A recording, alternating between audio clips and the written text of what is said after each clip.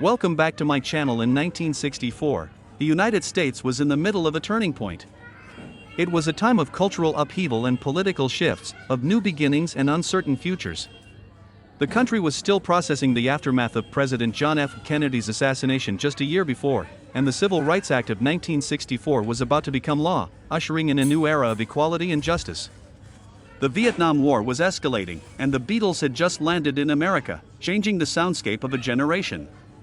Amid this swirl of monumental change, in the quieter halls of the U.S. Mint, a coin was being pressed into existence, a coin so ordinary, so widely distributed, that few could have imagined the significance one of them would come to hold. The 5-cent coin, the nickel, had long carried the stoic image of Thomas Jefferson. Since 1938, Jefferson's profile had been stamped into the obverse, his Monticello home gracing the reverse. By 1964, this design had become as familiar to Americans as the faces of their own neighbors. It was the last year that the Mint would produce nickels bearing the pre-1965 metallic composition, 75% copper and 25% nickel, before the entire coinage landscape began to shift due to rising costs and the silver crisis that was creeping into the nation's consciousness. The Mint, aware of increasing demand for coins and struggling with growing shortages, produced more nickels in 1964 than in any previous year. With over 1 billion pieces minted across Philadelphia and Denver, the 1964 nickel became the most produced 5-cent coin of its time. The U.S. Mint suspended the use of mint marks in the years following to discourage hoarding, but the 1964 D would remain distinct among collectors for decades. In the great rush of production, quality control was pushed to its limits. Dies wore out faster, and many coins from this era bore signs of overuse, weak strikes, blurry features, and poor edge details. Yet amidst the sea of billions, a few coins came out differently. Struck early with fresh dies, pressed onto high-quality planchets, and spared the wear of circulation, these few were pristine examples of minting excellence. Most people never noticed them. They spent them on candy, dropped them in parking meters, forgot them in old coat pockets. But not all were lost to time. There was one 1964 nickel in particular, a piece that would become an enigma, a story, a legend among numismatists. Its journey didn't begin with a spotlight. Like all coins, it began as a blank, a round, unremarkable piece of metal waiting for its identity. It sat in a tray among thousands of others, indistinguishable, unchosen. But fate, or perhaps a fortunate quirk of the Mint's machinery, had other plans. This nickel was struck with perfect alignment. The pressure from the dies was exact, firm, crisp. Every detail was transferred with razor-sharp precision. Jefferson's cheekbone, often a soft contour on most examples, stood out boldly. His hair had definition down to the fine strands. The word liberty was crisp and proud, and the date 1964 appeared as though etched with laser focus. On the reverse, Monticello rose like a photograph, its architectural lines clean and unwavering, its columns perfectly formed. More than the design, the coin had luster. Not just the usual sheen of new metal, but a mirror-like brilliance that set it apart even under casual light. The fields around Jefferson's face were smooth, untouched by the abrasions common in mass-produced coins. This was a coin that seemed to have escaped the chaos of mass minting unscathed. No one knows exactly how this coin entered circulation. Perhaps a mint employee took it home unknowingly. Perhaps it dropped into a bank bag and found its way to a register in a small-town grocery store. Or perhaps it lingered in a roll, untouched for decades. What is known is that decades later, it found its way into the hands of someone who knew what they were looking at. A young collector, barely out of high school, was combing through coin rolls one evening. It was a hobby passed down from his grandfather, a quiet bonding ritual they had shared over stories of wartime nickels and silver quarters. That night, with a small desk lamp casting shadows over his makeshift workspace, the collector found the coin. At first, it was just another nickel. Then he saw the luster. Then the detail. He picked it up, turned it, held it to the light. Something about it felt different. He took it to a local coin shop the next day. The shop owner, a seasoned numismatist with more than 40 years of experience, held the coin with reverent hands. He didn't speak at first. He just looked. And then he nodded. What followed was a series of tests and verifications. The coin was authenticated, examined under microscopes, weighed to the microgram. It was graded a near-flawless piece, a top-tier example of the 1964 nickel, possibly among the best ever found. Word spread. Collectors whispered about it at conventions. Experts wrote articles. It was not just a coin, it was a masterpiece, and as time passed, the legend grew.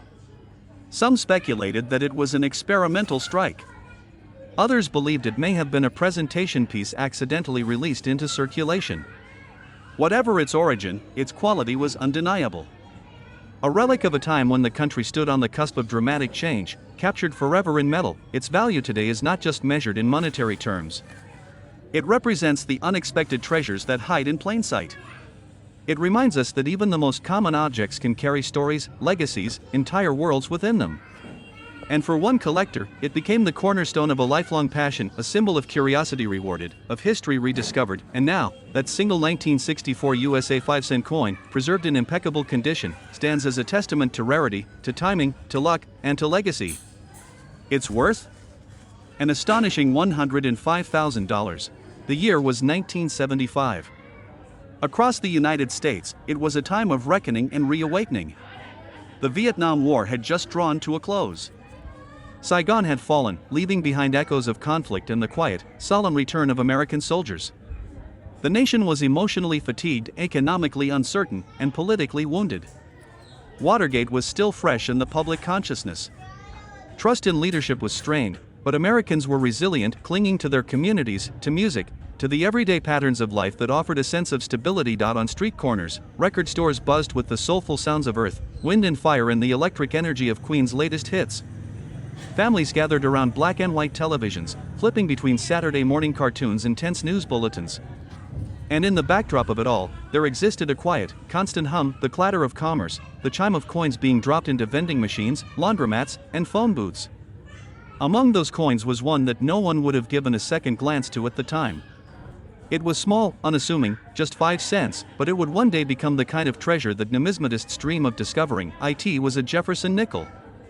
Struck, as countless others had been since 1938, with the stoic profile of Thomas Jefferson on the obverse and his beloved home, Monticello, on the reverse. But this coin minted in the year 1975, was no ordinary nickel. In the bustling facilities of the U.S. Mint, hundreds of millions of nickels were being pressed. In Philadelphia and Denver, powerful machinery churned day and night, striking metal blanks with surgical precision. The composition was familiar: 75% copper, 25% nickel. A durable alloy meant to last through the decades, through thousands of hands and transactions. The dies that bore Jefferson's face were worn but reliable. Mint workers inspected them regularly, swapping out any with chips, cracks, or fading detail. In theory, every coin that emerged from the presses should have looked exactly like the next, uniform, consistent, and mass-produced with cold perfection. But machines, even when engineered with excellence, are fallible. And that year, amid the hundreds of millions, a few anomalies slipped through. One in particular would change everything. Perhaps it was a misalignment of the die. Perhaps a planchet meant for a different denomination somehow got fed into the wrong machine. Or maybe, as some collectors would later speculate, there was a leftover proof die used accidentally during a production run. Whatever the cause, this coin emerged with differences so subtle that it would take a trained eye to even begin to notice. And yet, those subtle distinctions, the tiniest curve of a serif, the faint doubling of a letter, the perfectly uncirculated sheen, would one day become the foundation of its extraordinary value. At first, the coin vanished into the world like every other. It may have been handed to a teenager buying a soda, or given in change after a gallon of gas. It might have found its way into a tip jar at a roadside diner or slid into the dusty compartment of a pickup truck.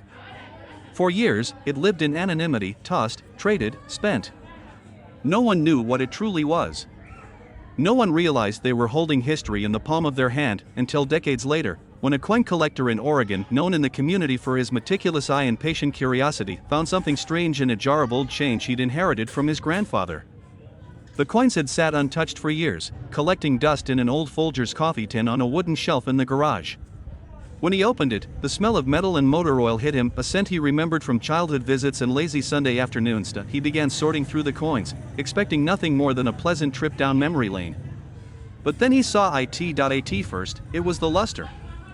Most nickels from that era had dulled, their once shiny surfaces worn down by years of handling. But this one? It shimmered. Not in a polished, artificial way, but with a natural brightness that only came from being untouched, uncirculated, unspoiled. He picked it up. Studied it under a magnifier. The detail on Jefferson's hair razor sharp. The steps on Monticello, fully struck, pristine. That alone was rare, as most coins from the 1970s showed soft details on those steps. But it wasn't just the clarity. It was something more. A subtle doubling on the lettering. The spacing. The strike. Everything was too perfect. He felt a thrill rise in his chest. He weighed it. It matched exactly. No signs of tampering. No plating or artificial alterations. He flipped it in the light again and again, as if waiting for it to turn ordinary. It never did. He sent it off for grading. The weeks dragged on. The anticipation was agonizing. But when the coin returned, the results took his breath away.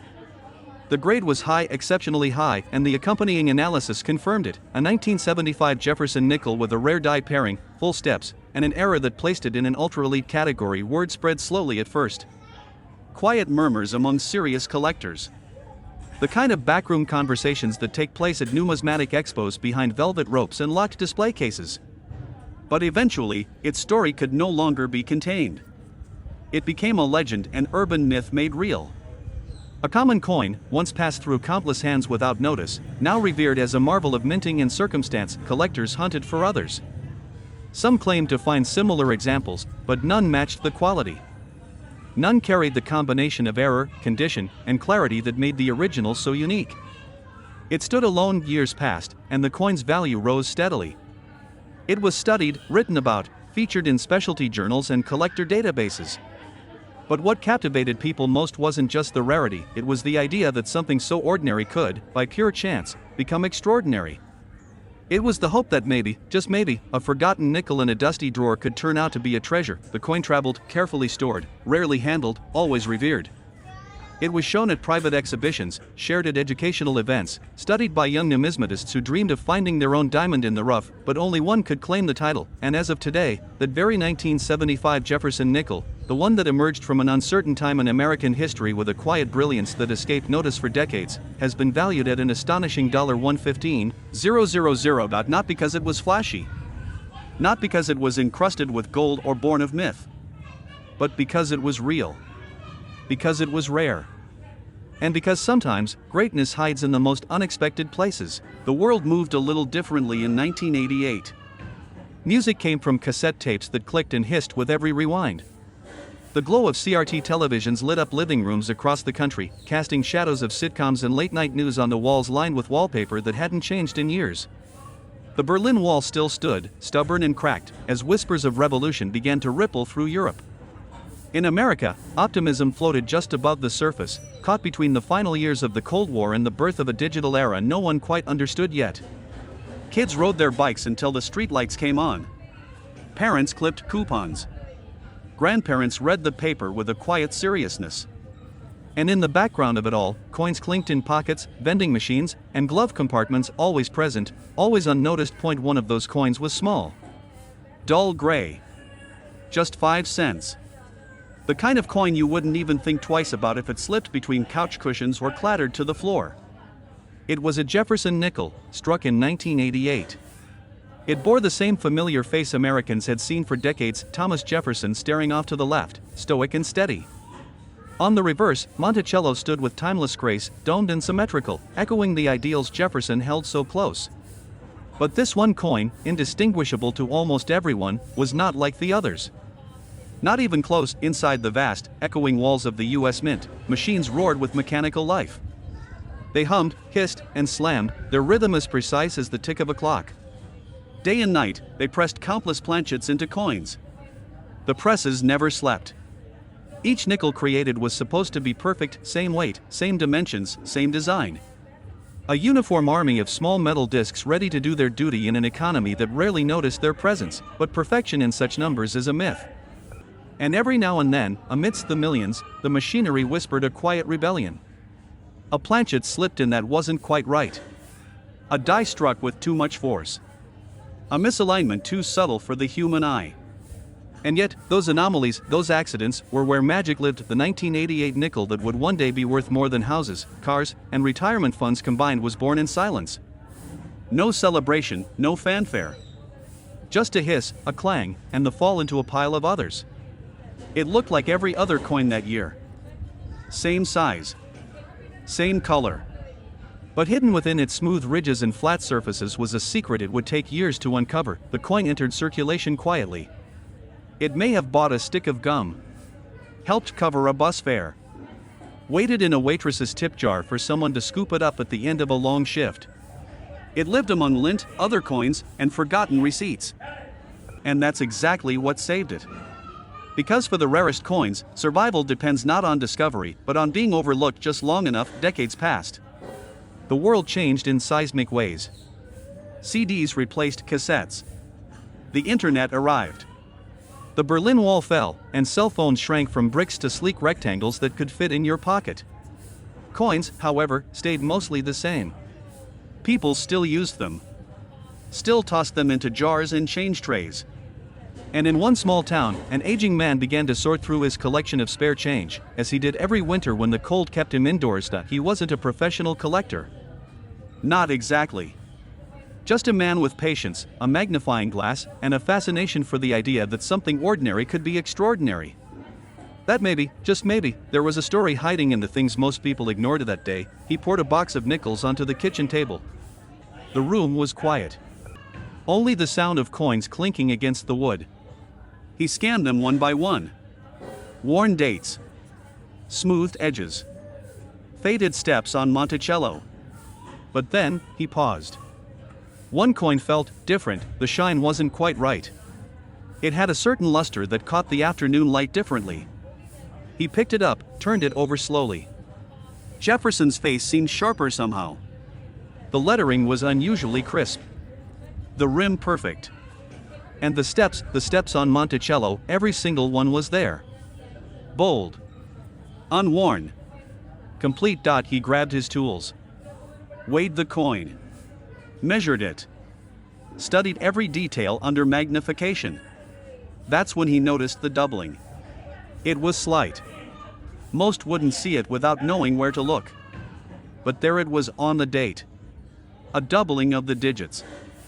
Then on the words, "In God We Trust." The letters danced slightly. Not an illusion. Not damage. A mint error. One that experts rarely encountered in such pristine form. He held his breath. This coin had never truly been used. Somehow, it had avoided decades of scratches and dents. It was a time capsule. A mistake preserved in metal. And the mistake made it valuable.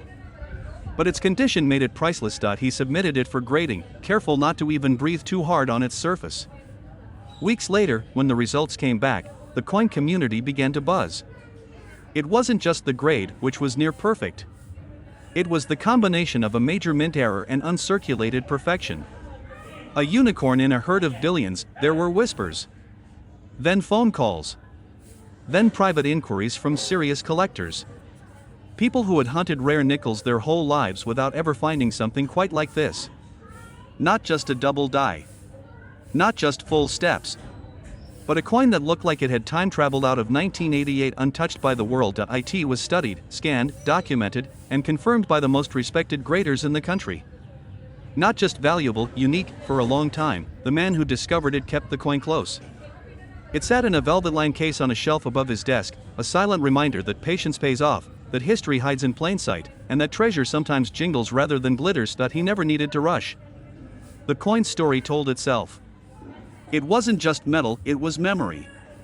A preserved piece of 1988. A quiet, miraculous survivor of a world that had changed completely since the moment of its birth, and now, years after it first slipped unnoticed into the hands of a stranger, the coin that once could have been tossed away without a second thought has been valued at an incredible $125,000, all for 5 cents. All for something everyone thought was ordinary.